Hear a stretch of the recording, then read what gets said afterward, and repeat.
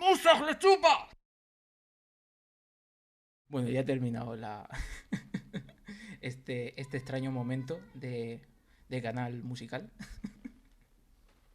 Lo que quiero hablar hoy, y a esto voy a conectar con el tema eh, de esa radio clásica, es cómo los descubrimientos o los supuestos descubrimientos científicos se manipulan o llegan a manipularse de alguna manera y llegan o alcanzan al gran público, ya sea por publicaciones científicas que se publicitan mucho en periódicos, en revistas y tal, o directamente por divulgación periodística, llegan al gran público sin que éste se percate de que tienen información errónea, y muchas veces incluso después se rectifica esa información y el público no se da cuenta porque la rectificación no llega o no se difunde a tanto nivel. Quiero enseñar, ¿vale?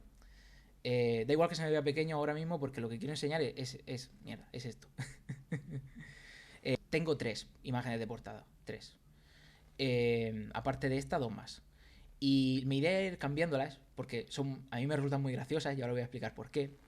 Esto, a simple vista, parece pues alguna especie de dibujo artístico, alguna pintura dedicada pues, simplemente a la ficción, ¿no? Es decir, una especie de nave, de barco con unos globos que se eleva. El pie de foto pone diligencia hacia la luna. Diligencia hacia la luna, ¿no? Y parece completamente pues, un ejercicio de ficción. Esto originalmente no era un ejercicio de ficción. Esta imagen, concretamente, es de un artista italiano, a partir de una noticia falsa.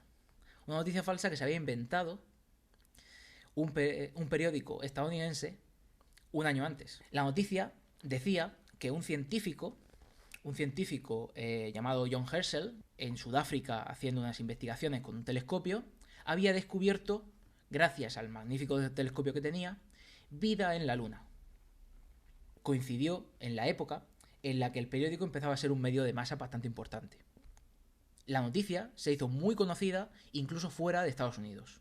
Ellos estuvieron durante una semana publicando informaciones acerca de los grandes descubrimientos de John Herschel. La noticia además estaba firmada por un supuesto científico, otro científico, que era falso, era un seudónimo, pero John Herschel era auténtico, es decir, era un científico real que estaba en Sudáfrica realmente en un telescopio, con un telescopio, haciendo sus investigaciones, pero no había descubierto nada relacionado con vida en la Luna, ¿no?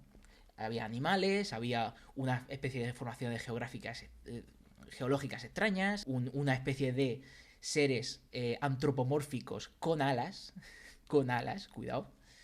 Y entonces esa noticia se hizo mundialmente conocida, de hecho llegó hasta España y en 1836 se hizo una traducción de esas noticias por un traductor que se llama Francisco de Carrión, creo, Francisco de Carrión, que defendía que nadie podía poner en duda que eso era cierto, que quien pusiera eso en duda estaba poniendo en duda la labor de un científico que tenía un gran prestigio, ¿no? Y era completamente falso, se lo había inventado un periódico.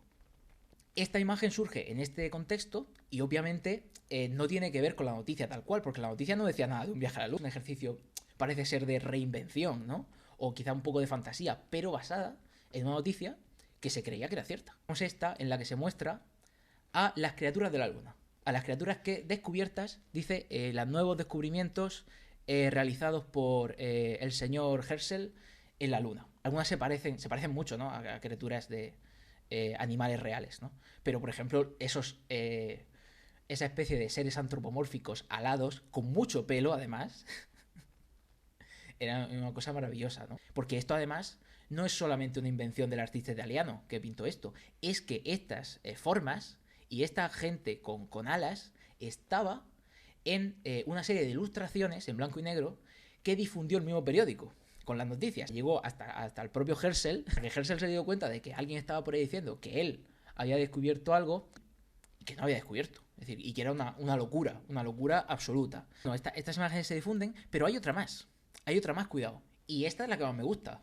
la diligencia de retorno de la luna. Y dice, ¿cómo volvemos de la luna? Decía este. ¿Cómo volvemos de la luna? Con las criaturas esclavizadas. Vamos a atar a esos individuos pseudohumanos alados para que nos ayuden a descender, y a todos los demás bichos que nos encontremos los cazamos o los metemos en jaulas y especímenes de estudio, ¿no? No tienen un sistema para descender. El sistema para descender consiste en esclavizar a las criaturas que hay allí. Una cosa que no he dicho es que los periódicos estaban siendo, bueno, he dicho que estaban siendo masivos, pero hay que pensar qué significaba eso. Las distribuciones de información masiva hasta el momento eran sobre todo propagandísticas. Y sin embargo, llegan los periódicos, sobre todo en Estados Unidos, y empiezan a vender periódicos por un precio inferior al coste del papel. Porque adoptaron toda esa propaganda y toda esa publicidad que vieron que vendía mucho, que había mucho interés por parte de la gente que tenía poder, empresas en hacer publicidad de sus productos, etcétera. Y aprovecharon eso para financiar completamente sus periódicos y empezar a hacer tiradas y tiradas masivas que vendían a menos del coste del papel. Pero además este periódico, el New York Sun, es muy conocido por inventarse cosas tremendamente fantasiosas y además también por poner noticias muy macabras, con un morbo que al público estadounidense del siglo XIX, incluso a los herederos de los puritanos, pues les llamaba mucho la atención y les gustaba leer, ¿no? Es decir, decimos, bueno, esto es que los periódicos, es que la prensa que lo exagera todo, en el siglo XIX que se inventaban cosas, que no sabían nada de ciencia. Los fraudes graves más corrientes son la fabricación de datos, la falsificación y el plagio. La publicación duplicada o autoplagio y la publicación inflada, cuando se le añaden más datos, ¿no? Hendrik Scone es físico, trabajó en nanoelectrónica en los laboratorios Bell de New Jersey y con 32 años logró 80 publicaciones en Science y Nature, cuyos resultados fueron imposibles de reproducir por otros investigadores. Estos casos son maravillosos. Se comprobó que el científico inventó o alteró datos en sus resultados por lo menos 16 veces entre 1998 y 2001. John Darcy, especialista en cardiología, escribió cerca de 118 artículos entre los años 1980 y 1982. 118 artículos en 2 años, con la mayoría de los datos inventados. Yo he hecho en falta que cite la fuente, pero supongo que son datos que se pueden buscar fácilmente porque además viene los nombres y viene qué investigación se hizo y todo eso. Andrew Wakefield publicó un estudio que vinculaba la vacuna trivírica con casos de autismo.